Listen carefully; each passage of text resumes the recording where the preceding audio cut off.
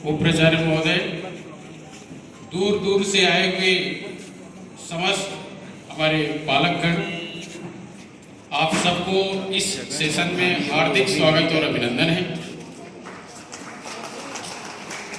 सबसे पहली बात तो मैं आज इतनी ज्यादा संख्या देखकर हमारा विद्यालय पूरी तरह से गदगद है और आज पता चल रहा है कि वास्तव में ये विद्यालय सामान्य विद्यालय नहीं है। ये विद्यालय नंबर होता है, जेल में सबसे ज्यादा रजिस्ट्रेशन होता है। इसका क्रेडिट आपको क्योंकि नवोदय विद्यालय को गांव गांव तक पहुंचाने वाले खुद आप ही हैं। तो एक बार जोरदार अपने लिए ताली बजाइए।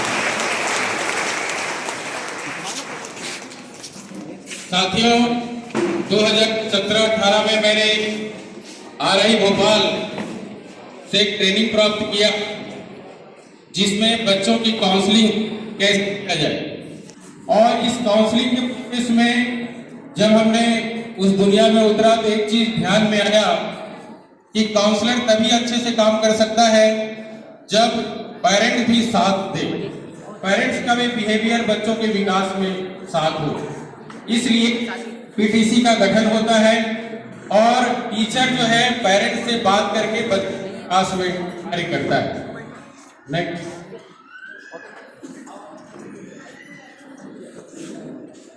आप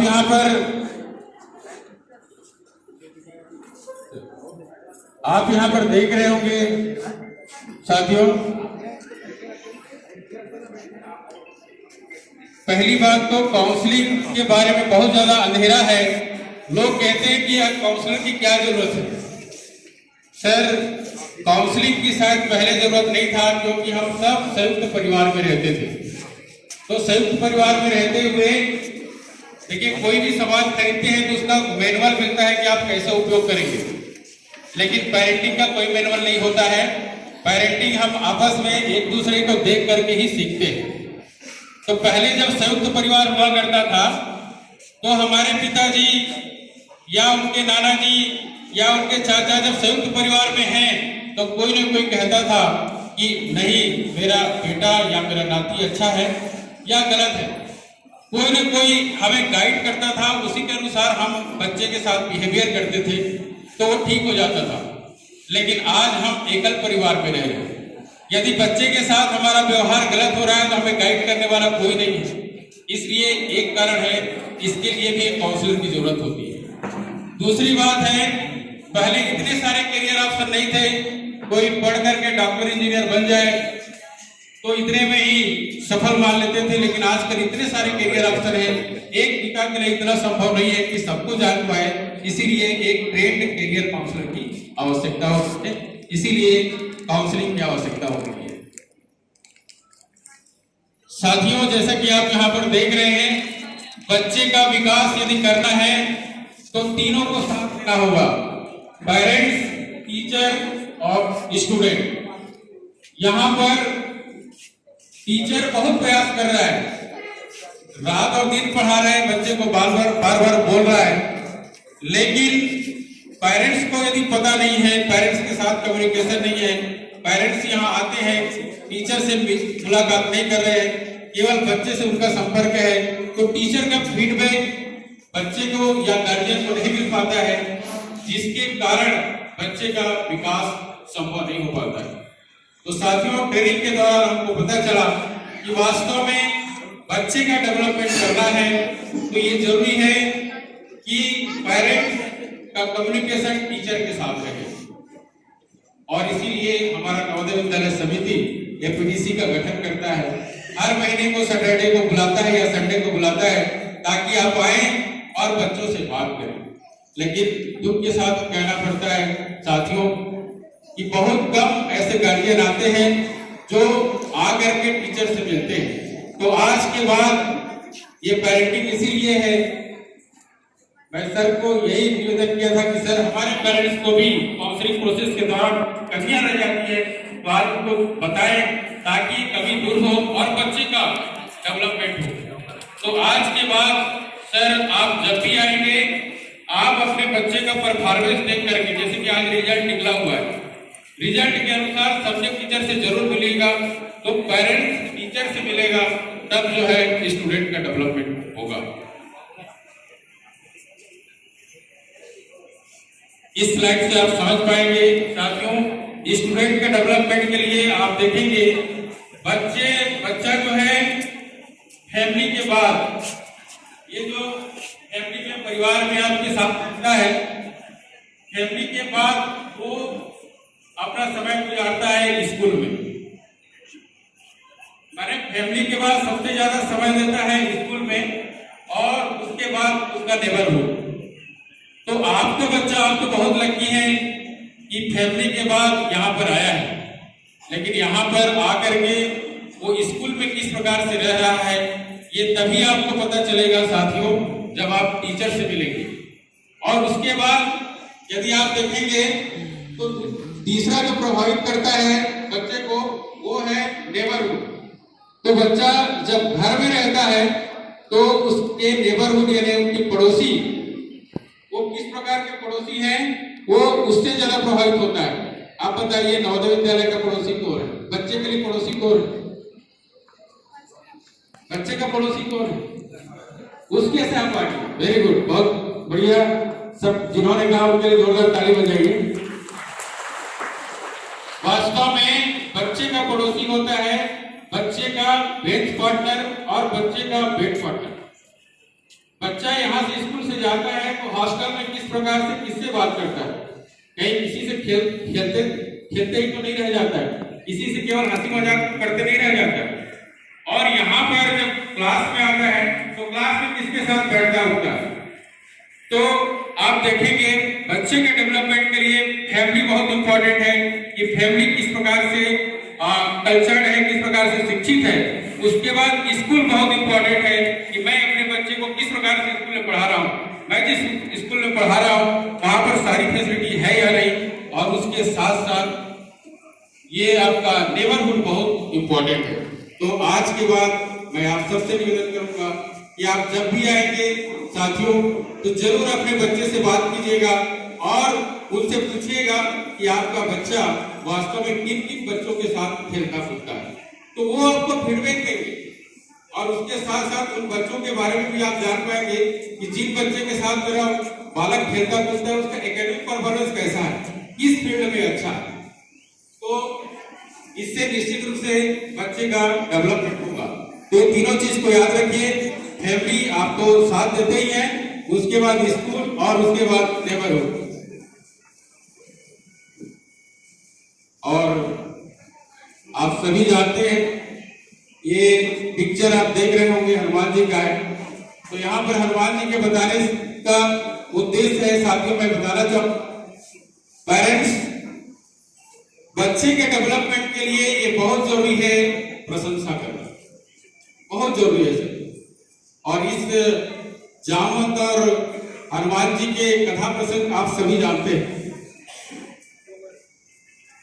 आप सब जानते हैं कि किस प्रकार से हनुमान जी जो है अपनी शक्ति को भूल गए थे और जामवंत ने जब उनको शक्ति क्या याद दिलाया तो हनुमान ने कहा कि मैं एक ही छलांग में लंका चला जाऊंगा और वहां से माता सीता को लेकर आ जाऊंगा।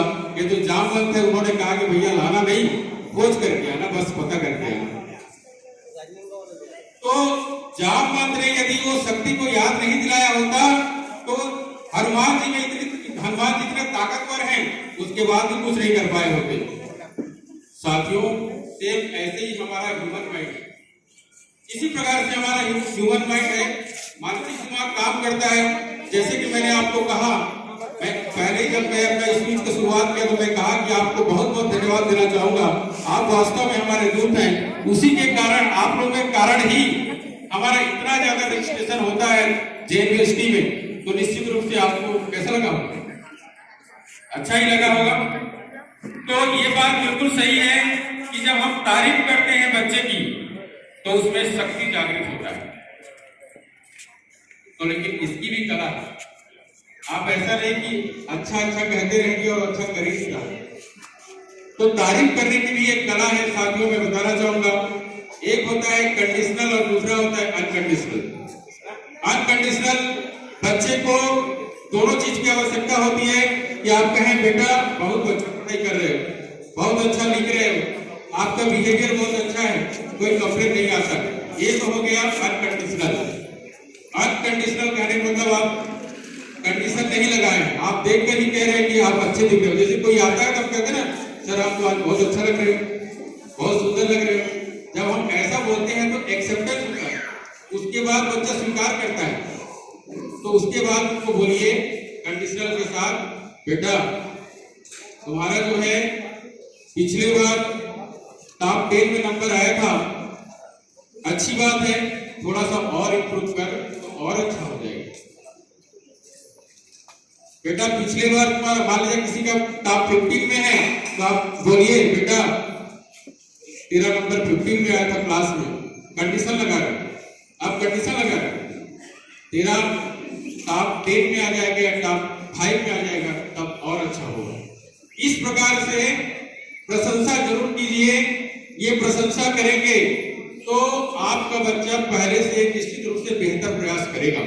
और ये हमें बताया गया साथियों, आप प्रयोग कीजिएगा।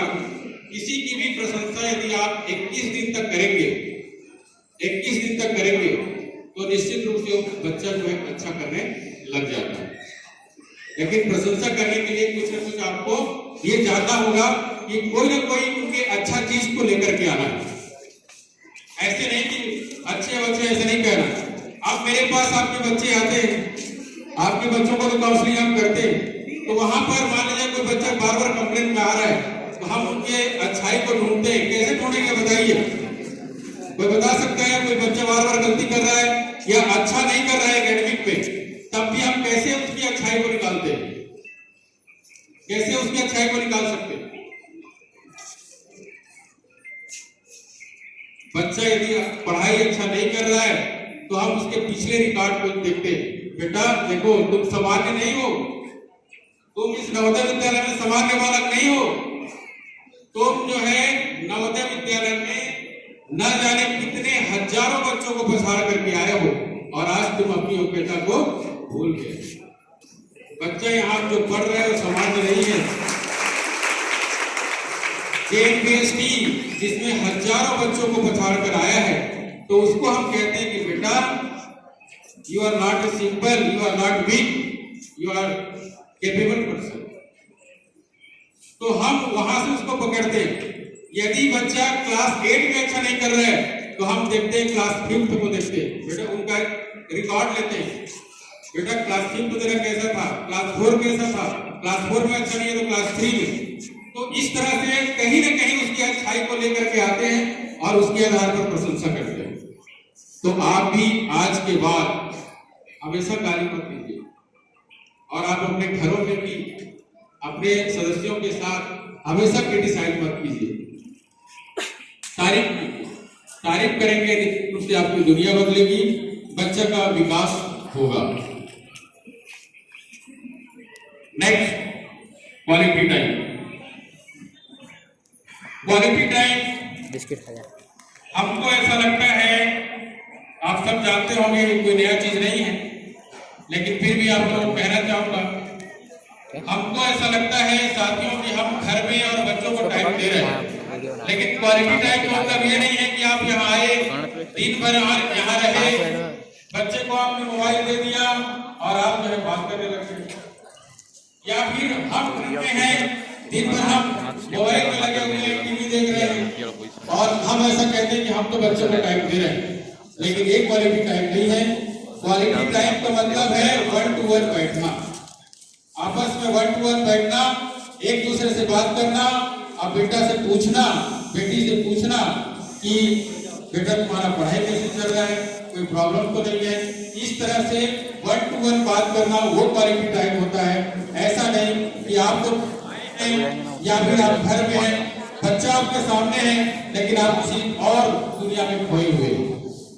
तो मैं आपसे आग्रह करूंगा कि आप आज के बाद जब भी आपका बच्चा आपके पास आए, आप उनसे मिले तो जरूर बच्चे से 1 to 1 बात कीजिए, एकेडमिक के बारे में पूछिए, यहाँ की गतिविधियों के बारे में पूछिए और इसके साथ ही साथ जब भी मौका लगे तो थोड़ा बच्चों से खेल भी लीजिए, खेल कूद कर लीजिए, हंसी मजाक कर लीजिए, ये बहुत जरूरी है।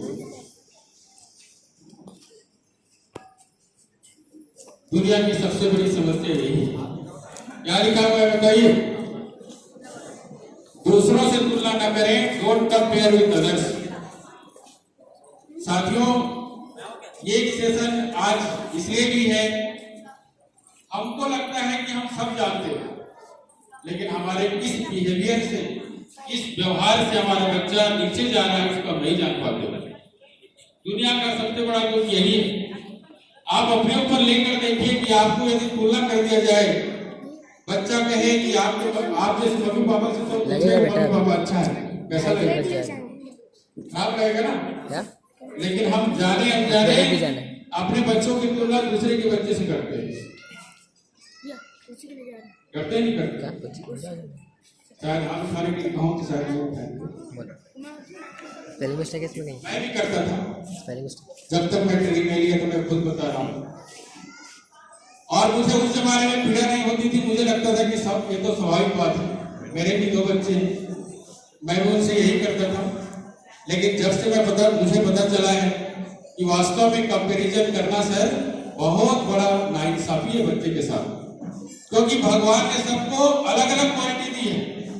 जो डॉक्टर बन सकता है वो इंजीनियर, जरूरी नहीं कि इंजीनियर बने, जो इंजीनियर बन सकता है जरूरी नहीं कि वो सिंगर बने, जो सिंगर बन सकता है वो जरूरी नहीं है कि वो फ्लाइट उड़ाने वाला बने, ये जरूरी नहीं है। इसलिए बच्चे की तुलना आज के बाद प्लीज किसी दूसरे से मत कीजिएगा। तो कैसे करेंगे?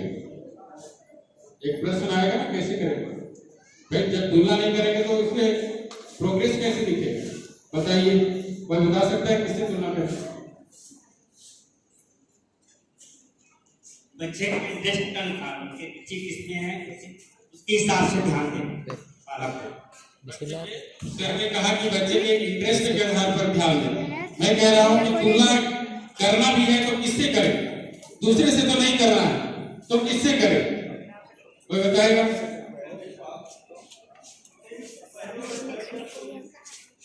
क्या नाम सर आपका? हाँ, रामेश्वर वर्मा जी के लिए जोरदार ताली बजाइए एक बार। रामेश्वर वर्मा जी बिल्कुल सही बात कहा, मुंह की बात उन्होंने छीन लिया कि वास्तव में जैसे मैं पहले कह रहा था कि बच्चे की तुलना दूसरे से मत कीजिए, उसी के रिजल्ट से कीजिए, उसी के रिजल्ट से कीजिए।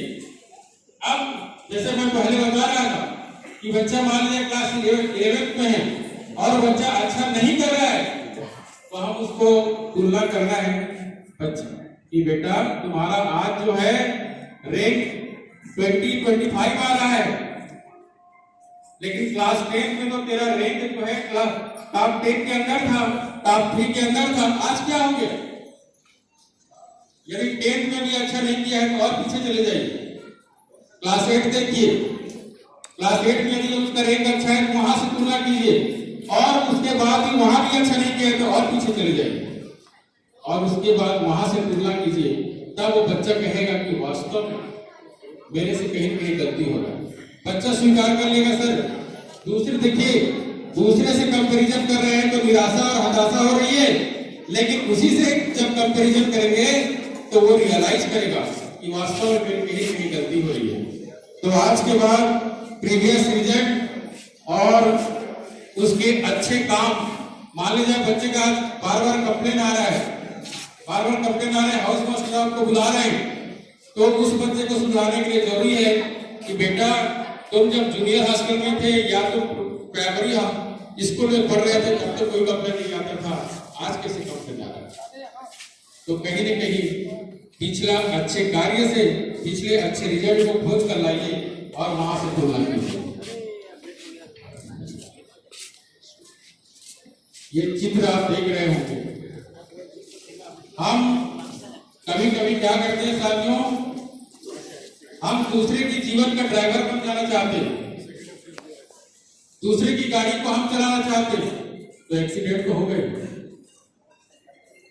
बस इसका मतलब है फोकस ऑन स्ट्रेंथ। हर बच्चे को मैंने पहले ही कहा, भगवान ने कुछ न कुछ शक्ति दिया है, कोई न कोई ताकत दिया है। जो बच्चा जिसमें अच्छा है, बच्चे को उसी क्षेत्र में आगे बढ़ाइए। आप देख रहे होंगे मैडम है, ये बीच का सेंटर का जो चित्र है किसका है बताइए? हाँ हाँ, बिल्कुल सही कहा सर, फूलवासन यादव जी। हमने उनको पिछली बार यहाँ बुलाया था। फूलवासन यादव आप सभी जानते हैं सुकुल देहात के हैं और इनको पद्मश्री अवार्ड भी मिला। देखिए ये ज्यादा पढ़ी लिखी नहीं है, गरीब परिवार से ऊपर उठी, लेकिन अपने मेहनत से उनका इंटरेस्ट था समाज सेवा, और समाज सेवा करते करते आज देखिए नाम कमाई और उन्हें पद्मश्री अवार्ड मिला। एबीसी में उन्हें लाखों रुपए मिला और आज हर जगह मान सम्मान मिल रहा है।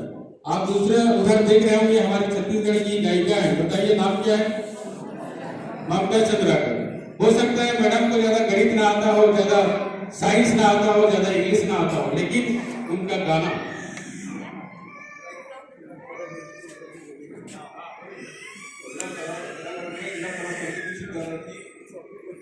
बिल्कुल सही बात सर ने कहा। सर मैडम का एक कार्यक्रम के लिए हमारे क्षेत्र में हुआ, मैं शक्ति का रहने वाला हूँ, शक्ति जिला का। वहां पर जब कार्यक्रम हुआ लाखों की भीड़ और एक गाना सुनने के लिए वहां के कार्यक्रम के जो आयोजक है लाखों रुपए उसको उनको दे करके आए लाए थे। और जैसे सर ने कहा कि एक कुलपति हो गई, कुलपति बन गई खैरागढ़ कला विश्वविद्यालय के, और उसके बाद इन्हें मान सम्मान और गौरव मिलता है तो किसके कारण? कला के क्षेत्र में इन्हें पद्मश्री मिला छत्तीसगढ़ सरकार के माध्यम से। तो ये आप जितना ही फोटो देख रहे होंगे, देख रहे हैं, आप भी आसपास देखते होंगे कि भाई हर बार हम अपने बच्चे को क्यों कहें कि बेटा जैसे दूसरे के बच्चे को डॉक्टर इंजीनियर आईएएस बनना चाह रहा है वैसे ही करो। सबसे पहले है आप लोगों की जवाबदारी है साथियों कि आप बच्चे का इंटरेस्ट को पकड़िए। ममता चंद्राकर जी को, ममता चंद्राकर जी में पढ़ रहा था, उनके पिताजी उन्हें 10 साल की उम्र में पहचान लिए थे कि मेरी बेटी जो है गायक के क्षेत्र में बहुत अच्छा करती है, क्योंकि उनके पिताजी जो भी गायक थे और उन्होंने इस क्षेत्र में पढ़ाया और देखिए आज कहां से कहां पहुंच गए। ऐसे ही सचिन तेंदुलकर, ऐसे ही अमिताभ बच्चन, जिन्होंने उनके घर वालों ने कहीं ना कहीं किसी न किसी मोमेंट में उनके इंटरेस्ट को पहचाना और इंटरेस्ट के साथ उनकी एबिलिटी को देखा और उस क्षेत्र में आगे बढ़ाया। तो मैं आज के बाद आज से आपको यही कहना चाहूंगा कि आप बच्चे के इंटरेस्ट को देखिए और इंटरेस्ट के साथ साथ उनकी क्वालिटी को देखिए और बच्चे को उधर आगे बढ़ाने के लिए आप लगिए। तो निश्चित रूप से आपका बच्चा भी एक दिन ऐसे ही नाम कमाएगा, शोहरत कमाएगा।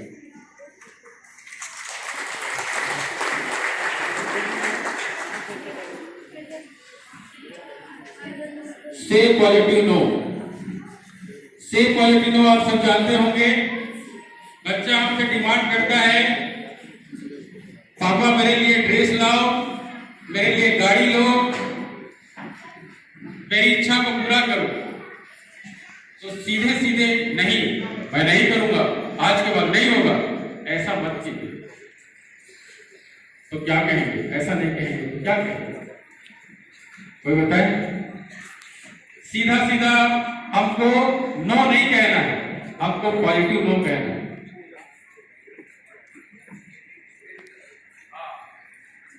ये जी बोल रहे हैं बिल्कुल सही है कि वेट कराना है, तो थोड़ा सा बार्गेनिंग कीजिए। सीधा सीधा ये मत बोलिए कि नहीं होगा, मेरे पास पैसा नहीं है, करूंगा ही नहीं, ऐसा मत कीजिए, ऐसा मत बोलिए।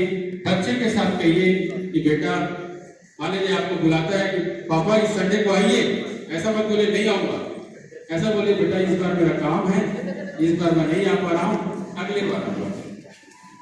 ड्रेस के लिए बोल रहे हैं पापा दूसरा का ड्रेस लिया मेरे लिए भी लीजिए, थोड़ा बार्गेनिंग कर लीजिए, बोलिए उसको अपनी परेशानी बताइए थोड़ा सा कि बेटा इस बार नहीं हो पाएगा, नेक्स्ट टाइम पे जब आऊंगा तो जरूर अच्छे से ड्रेस लेकर आऊंगा। ऐसे जब आप क्वालिटी नो नो तो कहेंगे, कहना भी चाहिए, ये आपका अधिकार है, लेकिन थोड़ा सा बदल दीजिए, है ना, थोड़ा सा बदल दीजिए, तो इससे बच्चे को कोई दुख नहीं होगा।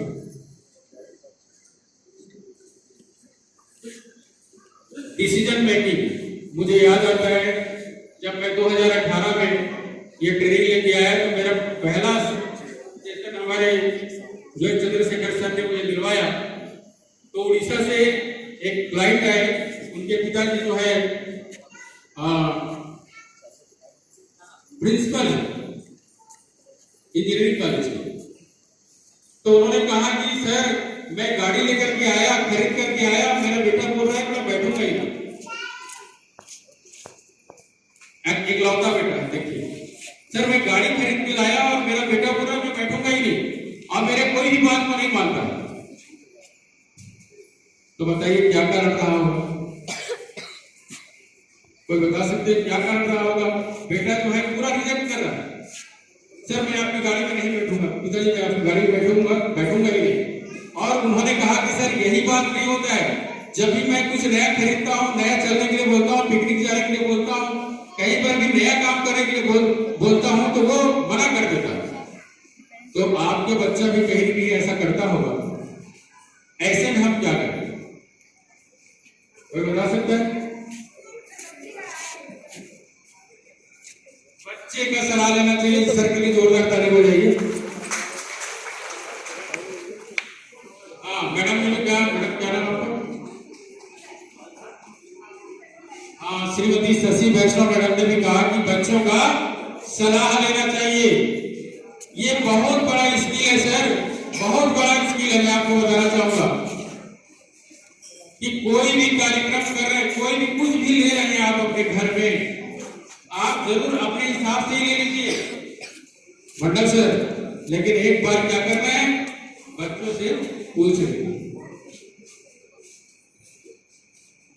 ऐसा नहीं है कि बच्चा चाहे वही लेंगे, ऐसा नहीं है सर। आप उसको जब लेने से पहले, कोई डिसीजन लेने से पहले, कोई चीज कोई कार्य करने से पहले, जब आप उनको अपने केयर में लेंगे, उनके सलाह लेंगे, तो बच्चा विरोध नहीं करेगा, उन्हें जिम्मेदारी का एहसास होगा सर। बहुत बड़ा स्किल है ये। मैं आपको बताना चाहूंगा कि कोई मान लीजिए कोई भी कार्यक्रम कर रहे हैं आप गांव में या अपने घर में, आप अपने परिवार और बंधु को बुला करके एक बार मीटिंग ले लीजिए, एक बार मीटिंग ले लीजिए। आप देखिएगा उस कार्यक्रम जब होगा तो उनको कभी विरोध नहीं करेगा, और बल्कि उसमें ऐसा होगा, अरे कार्यक्रम तो मेरा भी है, मैं भी इसमें पार्टिसिपेट किया, मैंने भी इसमें राय किया। तो सर लगाव लाने के लिए, बच्चे में जिम्मेदारी फील कराने के लिए ये बहुत जरूरी है कि जब भी आप नया डिसीजन ले रहे हैं अपने घर में, चाहे वो कपड़ा खरीदना ही क्यों ना हो, चाहे घर बनाना ही क्यों ना हो, चाहे नया ड्रेस लेना ही क्यों ना हो, या फिर नए स्ट्रीम में उनको भेजना ही क्यों ना हो, जरूर एक बार सलाह ले लीजिए। और आजकल तो और भी ज्यादा हो रहा है। मान लीजिए बच्चा बोल रहा है आप कोटा भेजना चाहते हो, बच्चा बोल रहा है भेजूंगा नहीं, मैं सॉरी मैं जाऊंगा ही नहीं, और आप जबरदस्ती भेज दिए, तो क्या आप भेज सकते हो उसको जबरदस्ती? किसी ने कहा है एक घोड़े को 5 लोग पकड़ के तालाब के किनारे तो ले जा सकते हैं। एक घोड़े को 5 लोग पकड़ के तालाब के किनारे तो ले जा सकते हैं, लेकिन 50 लोग मिलकर भी उसे पानी नहीं पिला सकते जब तक उसकी इच्छा। तो आज के बाद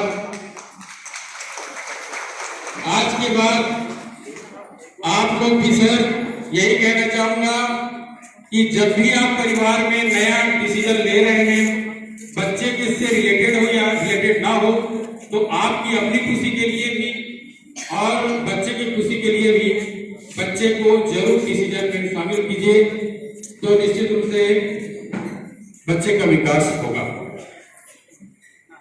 ये तो बहुत लोग करते होंगे। अवॉइड फाइटिंग हमारे घर में भी होता है। सबसे बड़ा बुराई है, सबसे बड़ा कमजोरी है साथियों, बच्चा सामने है और हम पति पत्नी झगड़ रहे हैं, तो बच्चे के ऊपर क्या प्रभाव पड़ेगा? मॉरल डाउन होगा और कोई डर नहीं रहेगा, कोई रिस्पेक्ट नहीं रहेगा। जब हम बच्चे के सामने पति पत्नी झगड़ रहे हैं तो बच्चे क्यों डरेगा? अरे मेरे पापा को तो खुद झगड़ते हैं। तो सर जब जिस दिन रिस्पेक्ट खत्म हो गया, तो निश्चित रूप से समझ लीजिए कि बच्चे को बिगड़ने में कोई देरी नहीं है। तो आज के बाद आप जरूर ध्यान रखिए, झगड़ा होता है, लेकिन बच्चे जब बाहर रहता है, क्योंकि प्रेम के लिए झगड़ा भी जरूरी है।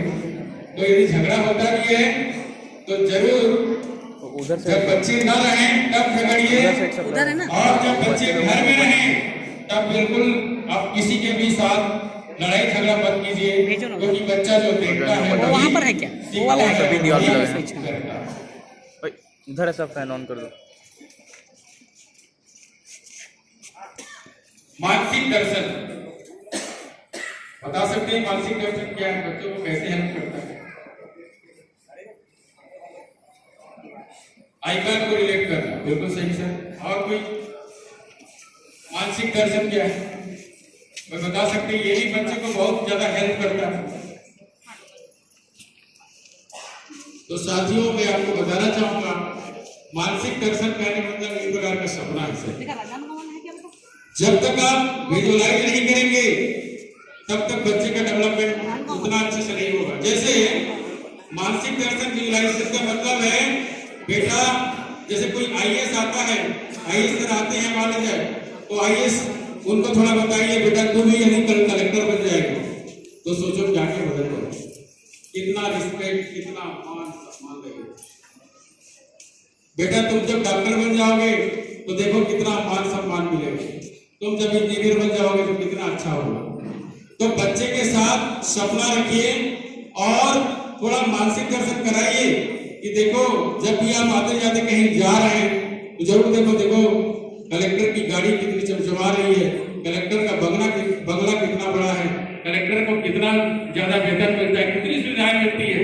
इस प्रकार से आप थोड़ा सा सपना दिखाइए तो निश्चित रूप से बच्चे में क्या होगा, उत्साह जागृत होगा और उस सपने को पाने के लिए वो प्रयास करेगा।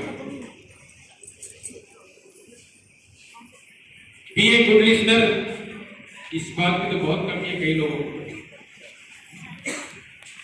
बच्चा आया और सीधा हम डांट दिए, सुनने को तैयार ही नहीं। और ये साथियों दिनों दिन ये और खतरनाक होते जा रहे हैं। लोग कहते हैं कि हमारे पास समय नहीं है और हम बिना सुने क्या करते हैं, फायर हो जाते हैं, डांट लगाते हैं, कभी कभी बहुत गलत डिसीजन ले लेते हैं। इसके कारण बच्चे का करियर खराब हो जाता है। और साथियों, मैं आज के बाद आप लोगों से यही रिक्वेस्ट करूंगा, जब भी बालक आए तो एक बार जरूर उनके बात को बड़े धैर्यता के साथ सुनिए। काउंसलिंग में यही चीज सामान्य से अलग करता है। काउंसलर के पास आता है तो बड़े हाथ मिला के सामने बैठा के उसके बात को सुनता है, धैर्य के साथ सुनता है, फिर अब उनकी जो बात है उसको अपने जुबान में कहता है कि बेटा तुम ऐसा चाह रहे हो। तब उनको लगता है कि हाँ, ये जो है मेरा केयर कर रहा है, यही मेरी बात को सुन रहा है। दुनिया का सबसे बड़ा दुख ये है कि लोग कहते हैं मेरी बात को तो कोई सुनता ही नहीं, तो मेरा दुनिया में कौन है। तो आज के बाद मैं आपसे रिक्वेस्ट करूंगा कि बालक की बात को जरूर सुनिए। यदि कोई परेशानी है तो बड़े धैर्यता के साथ एक्टिव लिसनिंग कीजिए, तब बच्चे की दुनिया बदल जाएगी। नर्चरिंग बिहेवियर आप सभी जानते होंगे, ये आप लोगों के लिए भले ही नया वर्ड होगा, तो बता सकते हैं नर्चरिंग बिहेवियर। तो मैं यही कहना चाहूंगा, देखिए नर्चरिंग और controlling, two type of behaviour. तो ये बड़े सिंपल शब्दों में बताऊंगा, नर्चरिंग और कंट्रोलिंग दो प्रकार के व्यवहार होता है। कंट्रोलिंग बिहेवियर में बच्चे का करियर खराब होता है या फिर उनको बड़ा हताशा निराशा होता है, और नर्चरिंग बिहेवियर में बच्चे का उत्साह जागृत होता है। तो दो शब्द, मान लीजिए बच्चा अच्छा नंबर नहीं लाया तो आप करें क्यों अच्छा नंबर नहीं आया, बच्चा लेट हुआ तो करें क्यों लेट टाइम में नहीं आया, बच्चा लड़ाई कर रहा है तो क्यों लड़ाई किया, आप उसको क्यों लगा करके प्रश्न कर रहे हैं। ये कंट्रोलिंग है, it is not good behaviour. यदि आपको अच्छा बिहेवियर करना है तो थोड़ा उसी को बदल दीजिए। पूछना तो वही है, बेटा क्या कारण हो गया इस बार अच्छा नंबर नहीं आया। लेट आया तो बोलिए बेटा क्या कारण है, तो थोड़ा सा लेट हो गया। कितने बजे जाएंगे? कोई झगड़े का कोई कंप्लेन आया तो आप जरूर बोलिए कि बेटा ऐसा क्या हो गया था जिसके कारण तुमने गाली दे दी? इसको तो क्यों के बजाय क्या करना है, क्या करना है? आप थोड़ा अपने आप को पूछ करके देखिए, आप किसी ने आपको पूछा होगा तो थोड़ा देखिए, जब कोई क्यों का डायरेक्ट प्रश्न करता है तो बहुत ज्यादा जो है गुस्सा और बहुत ज्यादा क्रोध आने लग जाता है। तो आज के बाद आप अपने बच्चे के साथ यदि क्या लगा करके प्रश्न करेंगे तो जरूर बालक ये उनको लगेगा कि पापा जो है मेरे साथ या मुझे केयर करते हैं, मेरे सुख दुख के साथी हैं, ऐसा उनको एहसास होगा। तो क्यों से नहीं, क्या किससे प्रश्न करना है, क्या से। स्टेबल वर्क रूल्स सिस्टम, ये बच्चे के विकास के लिए सर बहुत ही जबरदस्त पॉइंट है, आप जरूर लागू कीजिएगा। देखिए आज सबसे बड़ी समस्या है, वो समस्या है नशा की समस्या है, वो समस्या है गुटखा खाने की समस्या है, वो समस्या है गाली गलौज देने की। तो सब घर में एक रूल रेगुलेशन होना चाहिए। आप बोलिए हमारे घर में कभी भी मांसाहार नहीं चलता, मान लीजिए आप मांसाहार को छुड़वाना चाहते हैं, हमारे घर का रूल है कि कोई मांसाहार नहीं करेगा, हमारे घर का रूल है कि कोई शराब नहीं पिएगा, हमारे घर का रूल है कि कोई किसी को गाली नहीं देगा। बेटा तू कैसे कर, ये तो हमारे घर का नियम नहीं। तो सर आप अपने घर में एक स्टेबल रूल बनाइए। स्टेबल कहने का मतलब है दृढ़ विश्वास और दृढ़ रूल बनाइए, इसको तोड़ना ही नहीं है। तो बेटा कभी भी वो काम नहीं करेगा जो आपके संस्कार और आपके परिवार के खिलाफ हो। अब किसी घर में कोई मतलब ही नहीं है, बेटा चाहे वो बेटा कहीं और जा रहा है, बेटी कहीं और जा रही है, इस प्रकार से में बहुत सारी समस्या हो जाती है। इसलिए आज के बाद अपने बच्चों को इस तरह से समझाइएगा कि बेटा बेटी हमारे घर में जैसा तू कर रही है या कर रहा है वो नहीं चलता है। हमारे घर में जो भी उसका गलत व्यवहार है उसको लेकर के कहिए, ये हमारे संस्कार, हमारे जात पात और हमारे धर्म के खिलाफ है। और खासकर नशे के लिए मैं आपको कहना चाहूंगा, क्योंकि हम लोग भी यहाँ पर डे टू डे यहाँ पर जूझ रहे हैं इस समस्या से। तो आप बोलिएगा यदि कभी कंप्लेंट जाता है, अरे तेरे पिताजी ने कभी नहीं किया, तुम्हारे दादाजी ने नहीं किया, कभी हम लोग जानते नहीं थे, आज तो ऐसा बदनाम कर रहे हैं, तो निश्चित रूप से आप ऐसा करेंगे तो इस तरह से तो मैं ये नहीं कहूंगा कि खत्म हो जाए, लेकिन जरूर कम हो जाएगा। समय को देखते हुए आखिरी की ओर मैं जा रहा हूं। देखिए सर, बच्चा टीनेजर है, बच्चे को हम बदल नहीं सकते। बच्चे का स्वाभाविक गुण है टीनेजर में वो क्या है, बहस करेगा, नाराजगी रहेगा, नाराज रहेगा और थोड़ा सा एरोगेंस होगा, अकेलापन महसूस करेगा। इसको हमको स्वीकार करना है, उसके उम्र के साथ इतना तो होना ही होना है एडोलेसेंस पीरियड में। लेकिन हमको क्या करना है, इसको स्वीकार करना है, बच्चे को स्वाभाविक गुण है, उनकी काम की प्रशंसा करना है। तो यदि हमारी बात को नहीं मान रहा है तो आप जिनसे भी बात मनवाते हैं, जिनसे भी वो बात मानता है, अपने परिवार में कोई ना कोई होगा जिनके बात को नहीं काटता है, या ऐसे व्यक्ति होगा जो जिस स्कूल से पढ़ के आया उनकी बात को नहीं काटता है। तो आपसे वो बात नहीं समझ पा रहे हैं तो आप उनसे बात करवाइए जिनसे वो बात को मानता है, उनसे पूछिए कि ऐसी समस्या क्यों हो रहा है। और अंत में हमारी भारतीय संस्कृति और सभ्यता यही कहती है कि हमें नास्तिक नहीं बनना है। क्या बनना है सर? आस्तिक बनना। आप कोई भी धर्म मानते हो, हिंदू हो, मुस्लिम हो, सिख हो, ईसाई हो, कोई भी धर्म मानते हो, आप अपने बच्चे को बीच जरूर करें। चंद्रराज जी के खत्म होने के बाद यदि वो हमसे नहीं डरता, आपसे नहीं डरता, परिवार से नहीं डरता तो किससे डरेगा? लग रहा है 1 घंटा भगवान से डरेगा। बिल्कुल सही कहा सर। लेकिन भगवान से वो तब डरेगा जब हम उनको भगवान के प्रति विश्वास दिलाएंगे। तो आज के बाद सर, आप चाहे किसी भी धर्म के मानने वाला हो, हर धर्म यही अपने अंदर पुलिस खड़ा करता है और वो पुलिस देखता है, आत्मा हमारी पुलिस है, वो देखता है कि भाई बच्चा कोई गलत न करे। भगवान पर बिलीव है तो वही हमारा पुलिस है। तो आप ये बीज बच्चों में डालिए कि बेटा भगवान ही सब कुछ है। यदि तू ऐसा कर रहा है तो देखो तुमको ऐसा लग रहा है कि कोई नहीं देख रहा है, लेकिन कौन देख रहा है? दाहिने कौन देख रहा है? भगवान देख रहा है। तो आप ये जरूर बताइए। और इसी के साथ मैं यही कहना चाहूंगा साथियों, हम सब जो है मिलकर कोशिश करें। देखिए रामचरितमानस में तुलसीदास जी ने कहा है, सकल पदार्थ है जग माही, कर्म ही नर पावत नहीं। एक बार फिर से बता रहा हूं, सकल पदार्थ है जग माही, कर्म ही नर पावत नहीं। इस संसार में सब कुछ है, यदि हम